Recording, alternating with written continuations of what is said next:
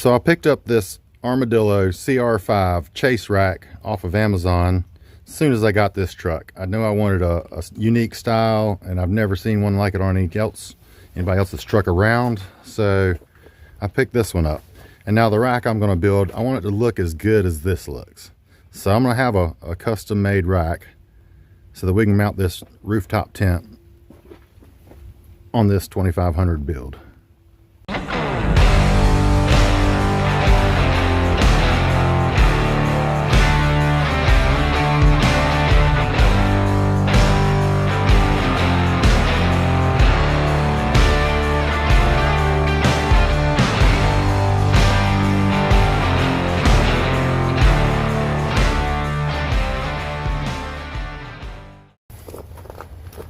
All right, hey everybody, just got through installing my Armadillo race rack on the back of my 2023 Silverado 2500 HD. We're doing a build up on this baby, and we're going to take her out to the desert and see what we can find to play on out there. The detailing and the powder coating on this is very sharp. It's really a quality product. You can tell by the metal, it's just solid. I have no problem holding my rack and putting a tent on top. Now I'm going to lay out a full-size template on the ground so that the welder doesn't have any reason to have anything off. We're going to be constructing this rack out of this 1.5 by 2.5 inch by 120 steel square tubing. I went ahead and cut a plywood mold of the way the back of the rack's going to look. I took this cardboard and I laid it up in front of the rack, and I took the geometry that Armadillo incorporated into its rack system and copied it. I want to take that geometry and put it into my rack so that it looks exactly like their chase rack.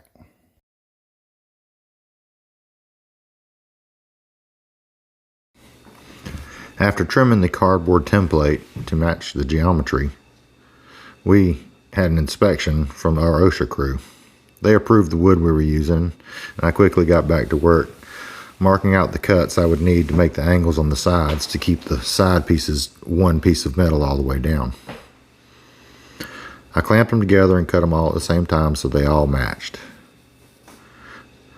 Once I had it ready and laid out the way I wanted it to be, I got the bad news that my welder was going to be 7 weeks out.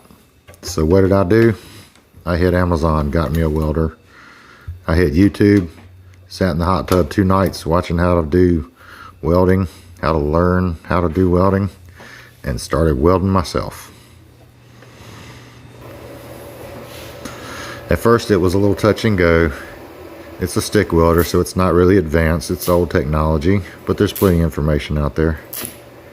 Teach you how to do it. I'm not responsible for what you do, but it was a learning curve for me. But once I got it, I got it. It was really easy to do once you figured out the angles, the heat, as they call it. And welding this tubing together was not really that hard.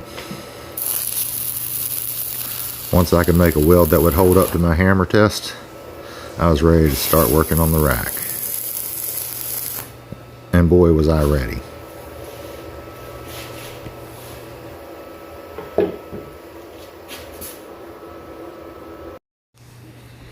I notched out 3 sides of these crossbars so that they would lay over top and gravity would kind of hold the whole rack together. And then I set to welding each butt joint on the bottom's 3 sides. I then set to work on the back arms, and once I realized that I'd cut them in the wrong direction for the first set, I quickly remedied the situation and turned them the right profile so they would match the rack. They were a little harder, but I figured it out. Final stage. So happy. I've got my experienced welder coming to do these really important welds for me, but I was able to do most of the welds myself. And he's going to check them over and make sure everything's good. Time to replace our spacer there and get it to the exact height so we've got a level rack. And here's what we're replacing our spacer with. I've mitered the ends so I can fold them back and have a 35-degree angle to match the rest of the geometry on the truck. And close the box up. It's not really rocket science. You simply take a hammer, beat it down closed, and go to welding. It turned out great. I was really impressed with my first effort. I then drilled some holes for some lighting. I felt it was important to do all this before we sent it to the powder coater. I just about wiped all the burrs off my bare hands, but I decided to get a grinder. It does a much better job. Once I was happy with all my lighting, I made sure the wiring harnesses fit everywhere, and then went to grinding and got it cleaned up to take it to the powder coater.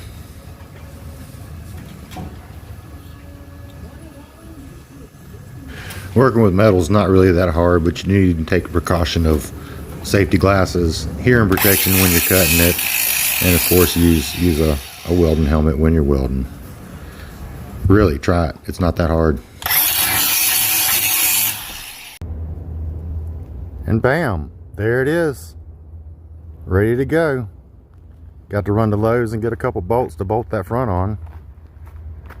Other than that, it's ready for final cleanup and powder coating. Definitely one of a kind. Keeping the geometry of this Armadillo CR5 rack. Man, I was super stoked about the way this looked. The geometry of that rack just matches everything that I was trying to do perfectly and looks just like my drawings. And the powder job Kiko did on this is just awesome. I can't be happier with the way it turned out, considering it's the first thing I've ever welded. So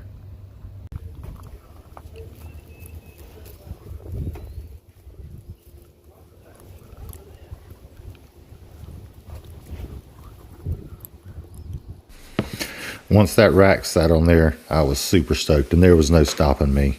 I was ready to get all the extra pieces put on there and see what that thing would look like when we took it on the trail.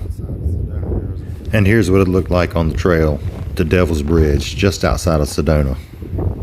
And if you've never seen a sunset in Sedona, you don't know what you're missing. Take that rig you build and go out there and camp. You will not regret it, I promise you. Every night is just gorgeous. There's what we see.